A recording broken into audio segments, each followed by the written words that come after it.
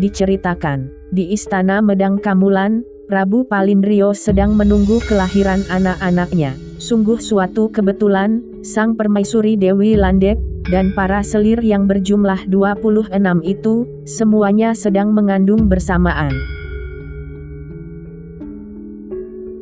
Ketika waktunya tiba, Dewi Landep pun melahirkan sepasang bayi perempuan dan laki-laki. Yang perempuan diberi nama Dewi Sriwati, sedangkan yang laki-laki diberi nama Raden Wukir. Selang 7 hari kemudian, seorang selir melahirkan bayi laki-laki. Disusul kemudian selir yang lain, melahirkan bayi laki-laki pula, pada 7 hari berikutnya. Demikianlah, setiap 7 hari sekali, seorang selir Prabu Palindrio melahirkan seorang anak, sehingga tuntas ke-26 putra pun, lahir ke dunia dalam waktu 26 pekan, setelah Dewi Landep melahirkan. Ke-26 putra Prabu Palindrio, yang lahir dari selir itu, masing-masing diberi nama, Raden Kurantil, Raden Tolu, Raden Gumret, Raden Warik Alit, Raden Warik Agung, Raden Julungwangi, Raden Julung Sungsang, Raden Galungan, Raden Kuningan, Raden Langkir, Raden Mondosyo, Raden Julung Pujut, Raden Pahang, Raden Kurwelut, Raden Marakeh, Raden Tambir, Raden Medangkungan, Raden Maktal, Raden Wuyei, Raden Manahil, Raden Prangbakat, Raden Bolo, Raden Wugu, Raden Wayang, Raden Kulawu, dan Raden Dukut. Prabu Palindrio mendadak teringat pada permaisuri pertamanya, yaitu Dewi Sinto, yang telah kabur entah kemana. Saat meninggalkan Istana Medang Kamulan dulu, Dewi Sinto sedang dalam keadaan hamil tua, dan tentunya saat ini, ia sudah melahirkan.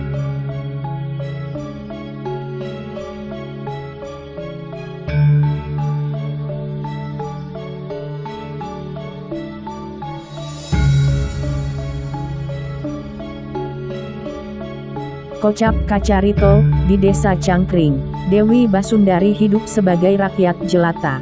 Putranya yang bernama Joko Wuduk, sudah berusia 2 tahun, dan diasuhnya seorang diri. Pada suatu hari, Joko Wuduk menangis keras-keras minta makan. Saat itu, Dewi Basundari masih sibuk menanak nasi. Karena kehilangan kesabarannya, Dewi Basundari pun memukul kepala Joko Wuduk menggunakan centong. Joko Wuduk ketakutan, dan lari meninggalkan ibunya, dengan kepala terluka di bagian belakang. Dewi Basundari meneruskan memasak makanan. Ketika semuanya telah matang, ternyata Joko Wuduk sudah hilang entah kemana. Dewi Basundari mencari putranya itu kemana-mana, namun tidak juga bertemu. Ia merasa sangat menyesal, mengapa tadi kehilangan kesabaran, dan memukul putra satu-satunya itu. Rupanya, sifatnya yang suka kabur, kini telah menurun kepada Joko Wuduk. Barulah sekarang, ia dapat membayangkan, betapa sedih perasaan ayahnya dulu, ketika ia kabur dari Kahyangan Sabto Pratolo.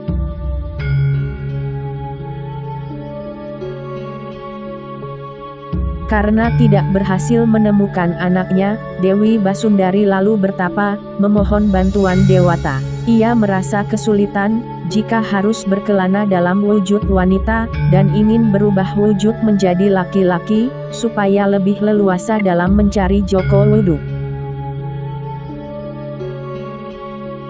Setelah beberapa hari bertapa tekun tanpa makan, tanpa tidur, akhirnya permohonan Dewi Basundari dikabulkan Dewata.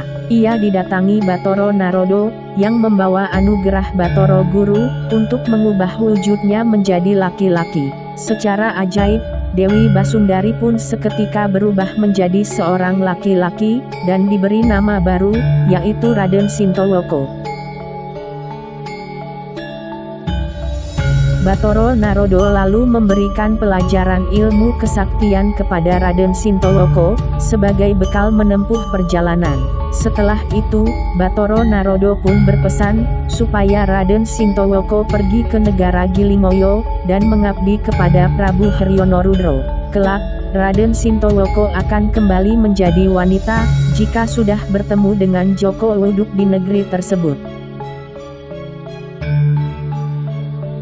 Raden Sintowoko berterima kasih atas anugerah Dewata, dan ia pun mohon restu, berangkat menuju negara Gilingoyo, yang terletak di arah barat.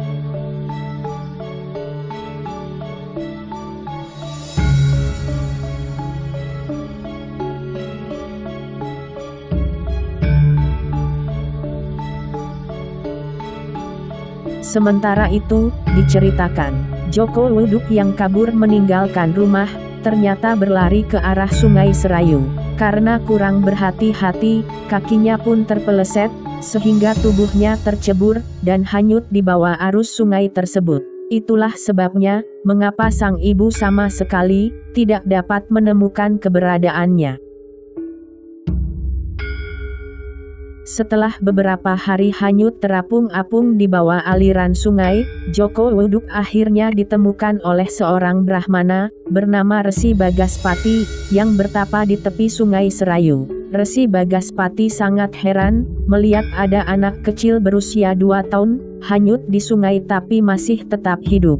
Ketika Joko Wuduk siuman dari pingsan, Resi Bagaspati pun menanyai asal-usulnya. Namun, Joko Wuduk hanya bisa menyebutkan namanya, akan tetapi tidak dapat menceritakan dari mana ia berasal.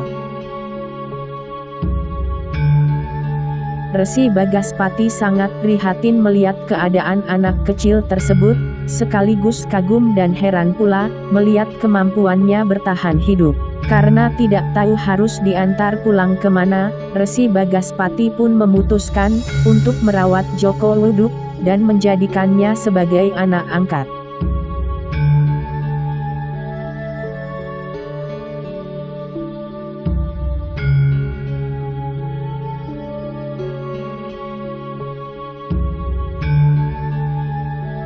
Diceritakan, Prabu Hryonorudro di negara Gilingoyo, suka bertani dan gemar memelihara binatang. Sifat yang mirip dengan mendiang Sri Mohorojo Kanwo. Pada suatu hari, ia pergi ke hutan untuk memikat burung. Dilihatnya, banyak burung bertengger pada dahan pohon aren. Prabu Hryonorudro lalu memerintahkan para prajurit untuk menebang dahan tersebut. Ketika ditebang, ternyata dari pohon aren itu memancar air nira yang manis rasanya.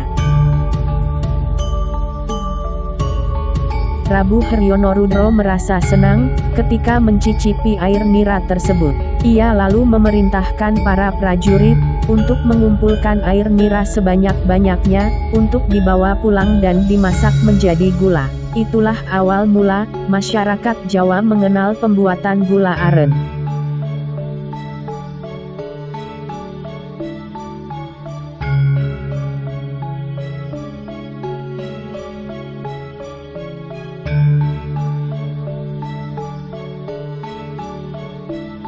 Dalam perjalanan pulang ke istana Gilingoyo, rombongan Prabu Hryonorudro diserang sekelompok harimau.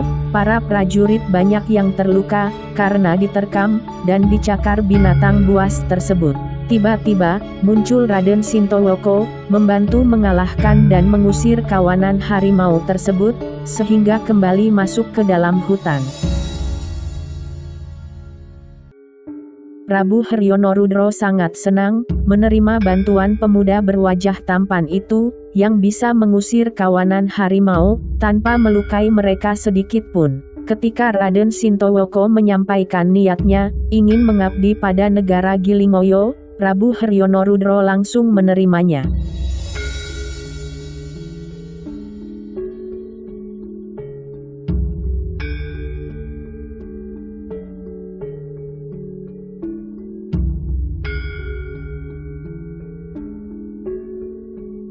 Diceritakan, sudah bertahun-tahun lamanya, Raden Sintowoko mengabdi kepada Prabu Hryonorudro, namun belum juga menemukan tanda-tanda keberadaan Joko Wuduk. Justru yang terjadi adalah, hubungannya dengan Prabu Hryonorudro yang semakin akrab, bagaikan anak dan ayah. Prabu Hryonorudro memang tidak memiliki putra, dan ia telah menunjuk Raden Sintowoko menjadi ahli warisnya jika meninggal kelak. Pada suatu ketika, negara Gilimoyo terserang wabah penyakit. Banyak penduduk yang mati menjadi korban. Prabu Hryonorudro turun tangan secara langsung, untuk memberikan bantuan kepada para penduduk yang menderita. Akibatnya, ia pun ikut tertular wabah penyakit tersebut, dan meninggal pula beberapa hari kemudian.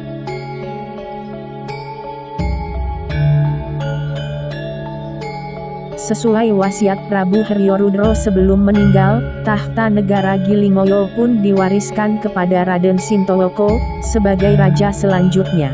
Patih Anindyo Mantri dan para menteri, semua tunduk dan menyatakan dukungan mereka. Prabu Sintowoko lalu mengajak Patih Anindyo Mantri dan para menteri, berunding mencari cara, untuk menghentikan wabah penyakit tersebut.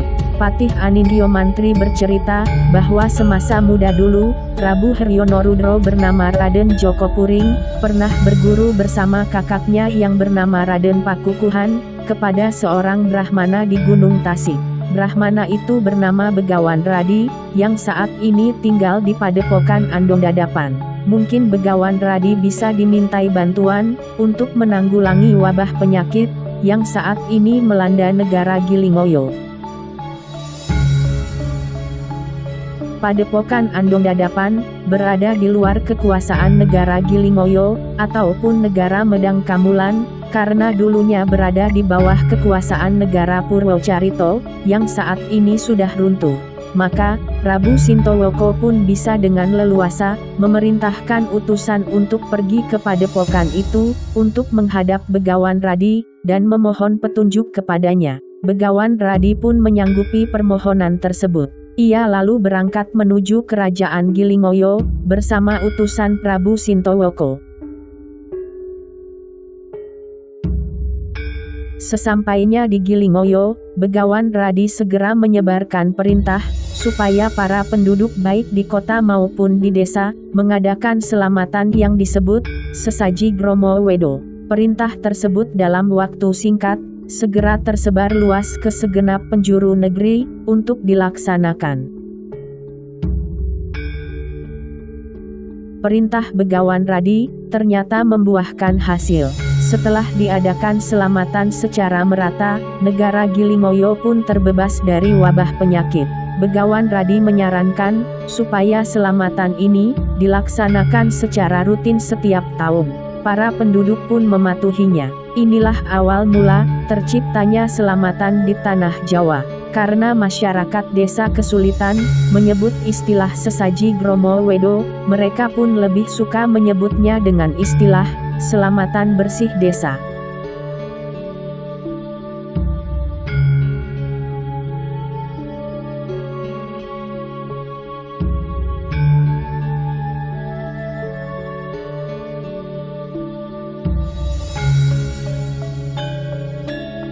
Setelah tugasnya di kerajaan Gilimoyo selesai, Begawan Radi kembali ke Padepokan Andongdadapan. Tidak lama kemudian, datang seorang remaja bernama Joko Luduk, yang mengaku sebagai anak angkat Resi Bagaspati, yang tinggal di tepi Sungai Serayu. Joko Luduk menceritakan, bahwa ayah angkatnya itu telah meninggal, dan sempat menyampaikan wasiat, supaya ia pergi berguru kepada Begawan Radi, di Padepokan Andongdadapan. Begawan Radi yang sudah lama mengenal Begawan Bagaspati, merasa prihatin mendengar kabar kematian tersebut. Maka, ia pun menerima Joko Luduk sebagai muridnya. Melihat wajah pemuda itu sangat tampan, dan bercahaya seperti matahari, Begawan Radi pun mengganti nama Joko Luduk menjadi Raden Radityo. Ia yakin kalau remaja ini, bukanlah pemuda desa biasa, tetapi keturunan seorang raja besar. Maka sejak itu, Joko Luduk yang telah berganti nama menjadi Raden Radityo, berguru kepada Begawan Radi, dan tinggal di Padepokan Andongdadapan, untuk mendapatkan berbagai pelajaran ilmu kesaktian.